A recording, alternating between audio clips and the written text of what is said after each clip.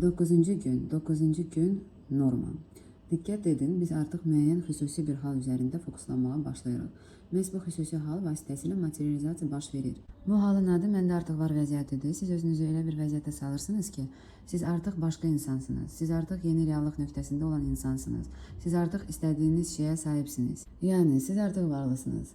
Artıq uşaq dünyaya gətirmisiniz, artıq ailədəsiniz, ailəlisiniz, artıq başqa ölkəyə köçmüsünüz. Yəni, yeni mən vəziyyətim. Siz bu vəziyyətə girirsiniz, yeni özünüzün vəziyyətinə. Hazırda bu köhnə məndir. Yeni özünüzün vəziyyətinə girirsiniz. Yeni mən vəziyyətinə. Bunu edərək bir müddətdən sonra siz dəyişəcəksiniz və yeni insan olacaqsınız. Məhz bu vəziyyət yeni reallığı materiallaşdırır. Bu vəziyyəti dərinləşdirmək, inkişaf etdirmək, təkmilləşdirmək lazımdır. Buna öyrənmək əsas məqsəddir. Bu açar anlayışıdır. Vacib məqam təkcə vizuallaşdırma etmək kifayət deyil. Əsas olan vəziyyəti tutmaqdır. Artıq təklif almış kimi, artıq toy planlaşdıran kimi, artıq ailə quran kimi, artıq hər şey baş vermiş kimi. Bu vəziyyətdən zövq alın. Mümkün qədər uzun müddətdə qalın bu vəziyyətdə. Məndə artıq var. Halı ilə işləmək. Məndə artıq bu şey var, halı ilə işləmək. Siz bu hal ilə işləməyə başlayanda sanki artıq yeni insan olmalısınız. Elə yaşamalısınız ki, bu artıq baş verib sizdə. Bu hal aşağıdakı hisslərlə müşahidə olunmalıdır. Yüngüllük hissi, sevinç, rahatlanma. Sanki bu artıq real həyatda baş verib. Bir dəftər götürün, diqqətinizi məndə artıq var, bu məndə var halına yönəldin. Arzunun artıq həyata keçdiyini təsəvvür edin və yazın. Bu zaman hansı hissləri keçirirsiniz?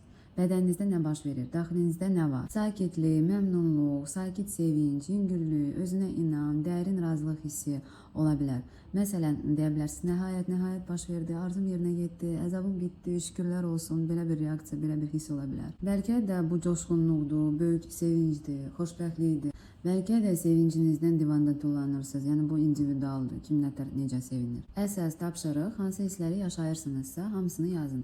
Bəlkə özünüzü uğurlu hiss edirsiniz, dünyaya və özünüzə nəsə sübut etdiyinizi hiss edirsiniz. Bir sözlə nə olursa olsun, onları yazın. Özünüz üçün yenidən qeyd edin, sabitləyin. Çünki biz yazanda yadda saxlayırıq, dərk edirik və bu hisslərlə işləyə bilirik. Gəlin mini meditasiya eləyək.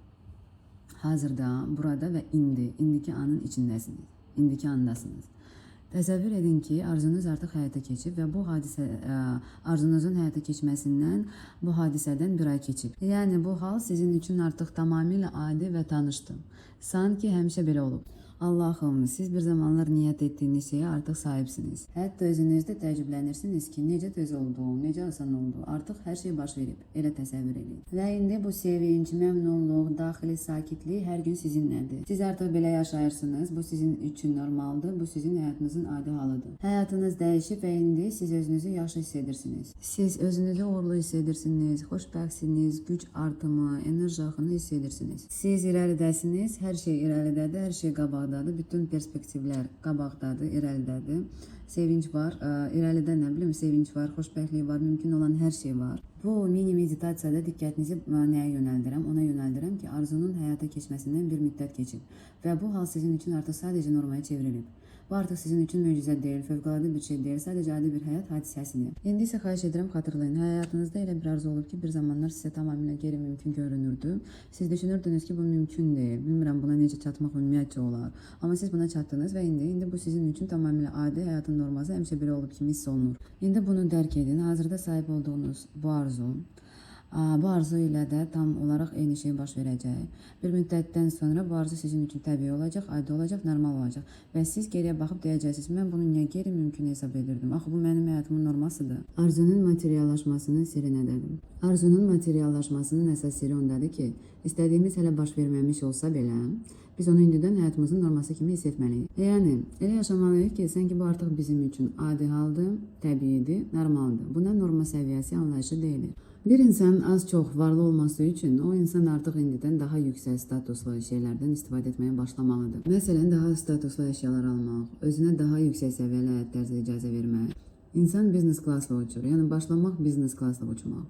Və bu mühitdə, bu atmosferdə özünü tam rahat və normal hiss etmək. Yəni, biznes klası normana çevirmək. Yəni, biznes klasla uçmaq normaldır. Bu qeyri-adi deyil, bu lüks deyil, bu sadəcə həyatın adi bir hissəsidir. Daha statuslu əşyalar almaq, özünə daha yüksək səviyyəli həyat tərzi icazə vermək, biznesdən uçmaq, Məhz bu daxili hal, o hala ki girirsən, bu mənim üçün bu normaldır hissi istədiyin şeyi özünə çəkir. Hər şey, yəni mənim üçün bu normaldıra çevirmək. Biznes klassla uçmaq mənim üçün normaldır, qeyri-adi deyil, lüks deyil. Bahalı statuslu əşyalar almaq bu mənim normamdır. Təəccüblənmirəm buna, mən buna layiqəm. Yəni bu hal, bu vəziyyətdə olmaq mənim üçün bu normaldır vəziyyətində olmaq getdikcə daha çox pulu cəlb edir, pul axınını gücləndirir. Və məhz bu səbəbdən biznes klass üçün pul tapılır, pul mövzusu problem olmur. Çünki sən artıq o halın içində olmursan, sən artıq bu vəziyyətdə yaşamırsan, sənin üçün bu normaya çevrilir. Biznes klassla uçmaq, o atmosferdə olmaq, o səviyyəni hiss etmək, bütün bunlar norma səviyyəsini dəyişir. Premier sahibkarlara belə bir məsləhət ki, biznesin genişlənsin deyə, açılsın deyə daha yaxşı ev götür, daha yaxşı maşın al. Heç olmasa ilkin ödənişini et. Sən bahalı statuslu maşın sürəndə sənin norma səviyyən dəyişir. Sən özünü varlı kimi hiss etməyə başlayırsan. Və varlılıq hissi pul axınının sənin həyatına daxil olmasına icazə verir. Nəticə, pul ilk öncə hiss olaraq gəlir, sonra isə reallıqda görünür. Yəni, normanı dəyiş, reallıq dəyişəcək.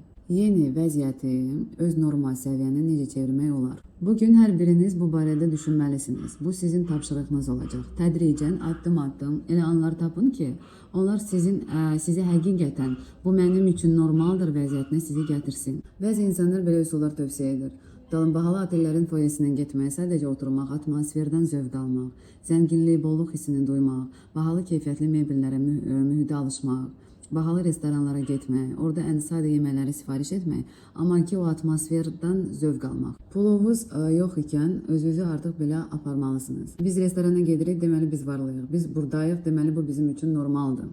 Məhz bu cür davranışla siz normal səviyyənizi yüksəldirsiniz və bu yolla pul axınlarını həyatınıza çəkirsiniz. Əvvəlcə özünü o səviyyədə hiss etməlisən, sonra o səviyyə reallığa çevrilir. Eyni şey sevgi ilə də işləyir. Əgər düşünürsünüz ki, bu prinsip sevgi mövzusunda işləmir, tam olaraq eyni şəkildə işləyir. Əgər sağlam, xoşbəxt münasibətlər istəyirsinizsə, artıq indidən ailəli cütlüklərlə ünsiyyətdə olmağa çalışın. Xoşbəxt ailələrin olduğu mühidə yaxınlaşın.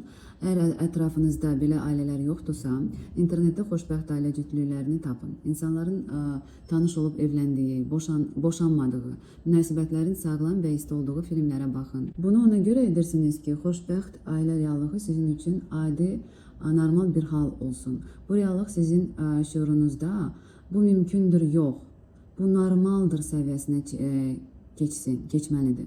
Şuurunuzda, yəni bu mümkündür, yox, bu normaldır səviyyəsinə keçməlidir. Tapşırıq, indi sizə verəcəyim tapşırıq normal səviyyəsini qaldırmağın ilk addımıdır. Siz nə etməlisiniz?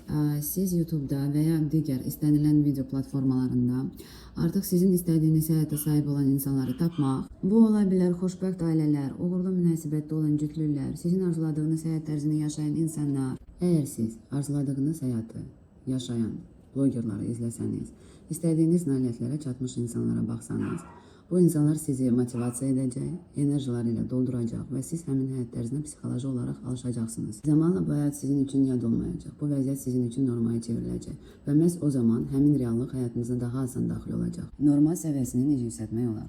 Məsələn, mənim bir tanışım var idi, o çox istəyirdi bizneslə məşğul olsun, biznes lady olsun, kiminsə yanında işləməsin, öz yaradıcılıq potensialını inkişaf etdirmək istəyirdi. O nə etdi? Bizneslə artıq məşğul olan, sıfırdan biznes qurmuş insanlara baxmağa başladı, onların videolarını izləyirdi və tədricən bu dünyaya daxil oldu. Bir müddətdən sonra o sadəcə olaraq bunu anladı, bizneslə məşğul olmaq normaldır.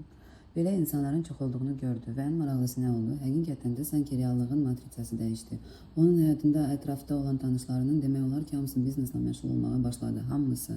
Bu necə baş verdi? O heç kimi buna məcbur etməmişdi, ətrafında bizneslə məşğul olun deməmişdi. O öz reallığını dəyişdi və onun ətrafındakı reallıq da dəyişdi. Ən əsas məqam isə budur, o özü də bizneslə məşğul olmağa başladı və bu onun üçün artıq tamamilə normal oldu. Pul qazanmaq, inkişaf etmək, bunlar onun həyatının adi hissəsinə çevrildi. Başqalarına baxın, onlar buna necə nail olublar, hansı yolu keçiblər, haradan başlayıblar və hara gəlib çıxıblar. Siz öz yolunuzla gedəcəksiniz onsuz da, onların yolunu kopyalamaq məcburi deyil. Sadəcə nəticələrdən ilham alın, əvvəl və sonraya baxın. Bu vəziyyətin mümkün yox, normal olduğunu şuurunuzda möhkəmləndirin. Məhz bu norma səviyyəsini yüksəldir. Mən öz hekayəmi bir nümunə kimi danışıram. Mən bir il, hətta bir ildən də çox idman zalına getdim. Sonra əlavədə getdim. Nəticədə bədənim normal vəziyyətə gətirdim bədənimi. Amma paralel olaraq mən nə edirdim? Hər gün başladım müxtəlif videolara baxmağa, fitnesslə məşğul olan qızların videolarına. Harda əvvəl necə idilər, sonra necə oldular? Bədənlərini göstərirdilər, dəyişimi izah edirdilər. Mən bunların hamısına baxırdım və sadəcə bunu içimə çəkirdim, hop dururdum. Baxırdım və qəbul edirdim və tədricən mənim bədənim də onların bədəni kimi ideal gözəl oldu. Bu videoların mənim üçün əsas faydası nə idi? İdeal bədən mənim üçün normaya çevrildi. Mən bu videolara baxdıqca ideal bədən artıq mənim üçün qeyri-adi deyildi. Yəni ki, adi bir şey oldu. Və sanki bədən özü-özünə dəyişdi. Düzdür, idman zalına gedirdim, amma elə bir effekt yox idi.